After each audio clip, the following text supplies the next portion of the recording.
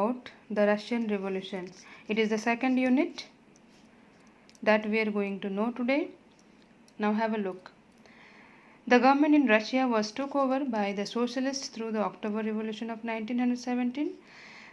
In this unit, we will know about why revolution occurred in Russia and why it is known as the October Revolution. The fall of monarchy in February 1917 in Russia and the events of October Revolution are normally called the Russian Revolution. Before this revolution, how was the empire in 1914? That we are going to know. We should know also about it. Let us know it. In 1914, Tsar Nicholas II ruled Russia and its empire. Besides the territory around Moscow, Russian Empire included Finland, Latvia, Lithuania, Estonia, parts of Poland, Ukraine and Belarus. The empire also stretched to the Pacific, comprised of Central Asian states and Georgia, Armenia and Azerbaijan. So remember all these names. The major religions of Russia were Russian Orthodox Christianity, Catholics, Protestants, Islam and Buddhist. So these all religious group of people also were living in Russia. Now let us understand about the economic and social conditions of Russia. At the beginning of 20th century, 85% of the Russian population were agriculturalists. Means their main occupation was agriculture. They were earning their living through agriculture. In France, 40% and in Germany 50% people were agriculturalists. In the empire, cultivators produced for the market as well as for their own needs, and Russia was a major exporter of grain at that time. Now let us understand what was the economic condition related to industries in Russia. Industries in Russia. In Russia, industry was found in some specific areas like St. Petersburg and Moscow. Craftsmen undertook much of the production, but large factories existed alongside craft workshop. What is craft workshop? Where the crafting was done, that is called craft workshop. The workplace or working place is called craft workshop. In 1890s, many factories were set up due to the expansion of railway network, and there was an increase in the foreign investment. Even foreign investment also increased during this period. As a result, coal production doubled. Similarly, iron and steel output also doubled.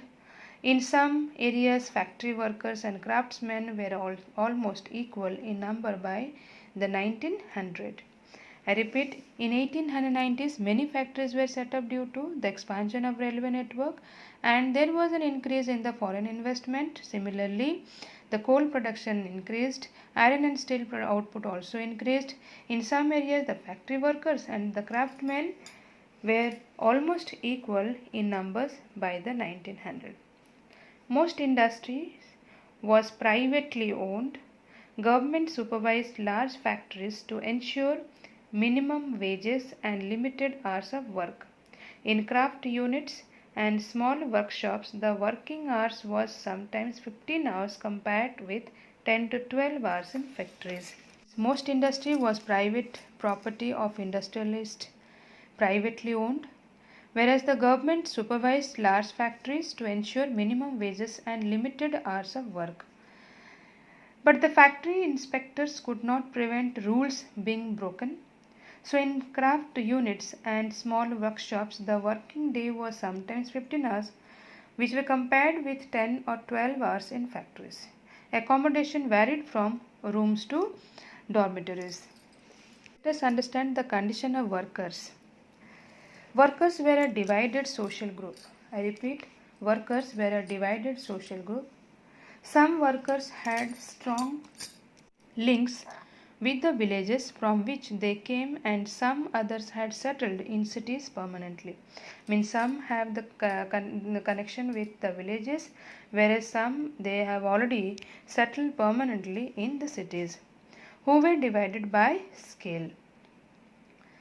They were divided by skill. According to their skill, they were divided. A metal worker of St. Petersburg recalled metal workers considered themselves aristocrats among other workers. Their occupations demanded more training and skill. Women made up 31% of the factory labor force by 1914, but they were paid less than men because of social discrimination. Gender discrimination.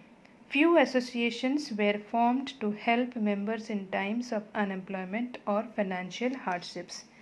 At that time they made some association just to help them out for improving their financial conditions. Workers were sometimes united and they participated in different strikes to get their rights. Many strikes took place in the textile industry during 1896 to 1907 and in the metal industry during 1902. Now in the different countryside, how the peasants lived.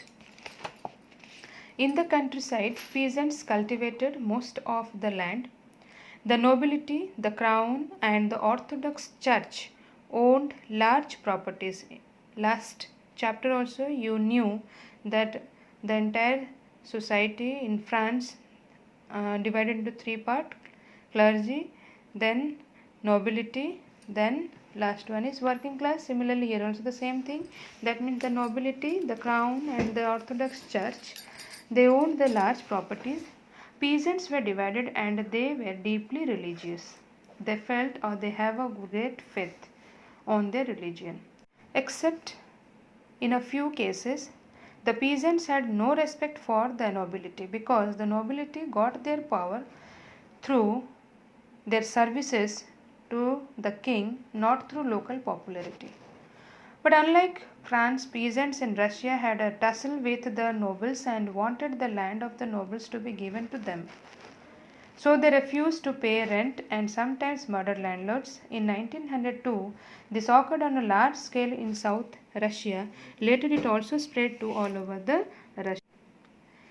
In 1905, such incidents took place all over Russia. So the Russian peasants were also different from other European peasants in another way. They pooled their land together periodically they pooled the land together then and their commune divided it according to the needs of individual families. Commune means group of people who is sharing their possessions or any holding of land or anything, means sharing the a group of people, those who are sharing the things, that divided according to the needs of the individual families. Next is socialism in Russia. Here this part will discuss in three heading. Number 1, Social Democratic Workers Party. Number 2, Socialist Revolutionary Party. Number 3, Lenin's role. Number 1, Social Democratic Workers Party. All political parties were illegal in Russia before 1914. The Russian Social Democratic Workers Party was founded in 1898, remember the year, by socialists who respected Marx's idea. Who was Marx? Marx, who favored the socialism thought and refused the capitalism thought. Because of government policy, it had to operate as an illegal organization. It set up a newspaper, mobilized workers, and organization strikes. Some Russian socialists recognized that the Russian peasant custom of dividing land periodically made them natural socialists. The next second part is Socialist Revolutionary Party. Here we'll discuss that. Some Russian socialists recognize that what they recognize that the Russian peasant custom of dividing land periodically made them natural socialists. Therefore, peasants, not workers, would be the main force of the revolution. That means the peasants only became the revolutionary head and would be the main force of revolution, and Russia could become socialist more quickly and other countries. In the countryside, socialists were active by the late 19th century.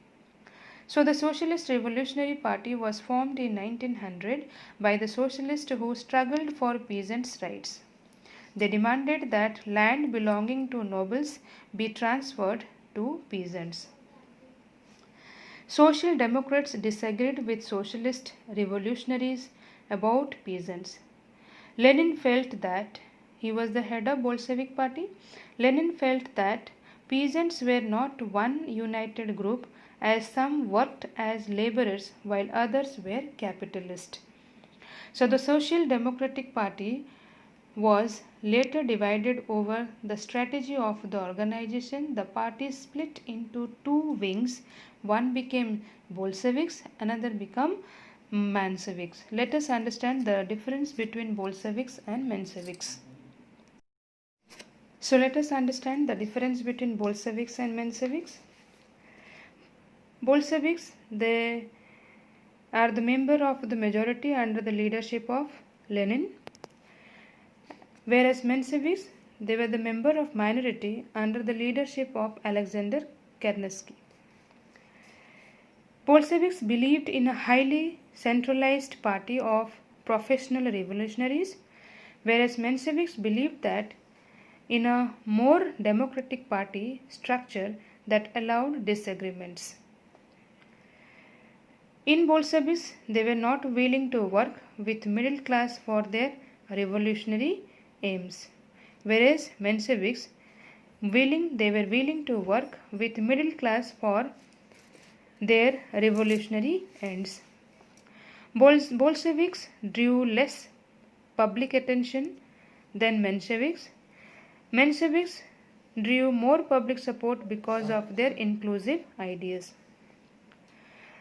Bolsheviks scorned other ideologies, whereas Mensheviks, they were inclusive in their approach to other political parties.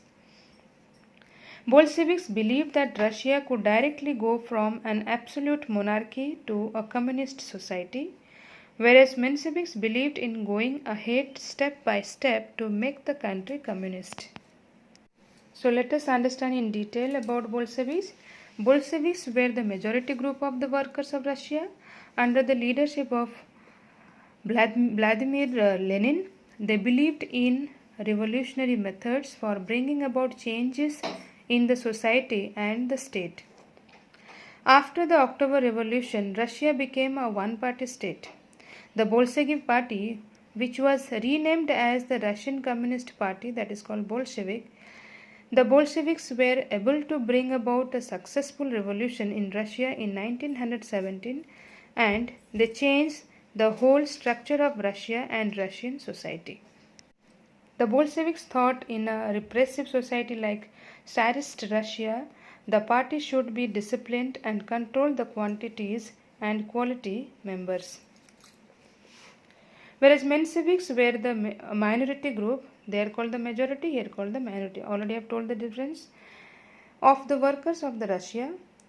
They believed in parliamentary methods and participation in elections.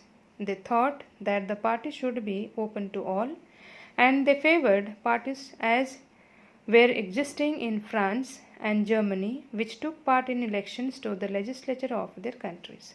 So this is the difference. These are called the difference between the Bolsheviks and Mensheviks. They were the two wings of Social Democratic Party.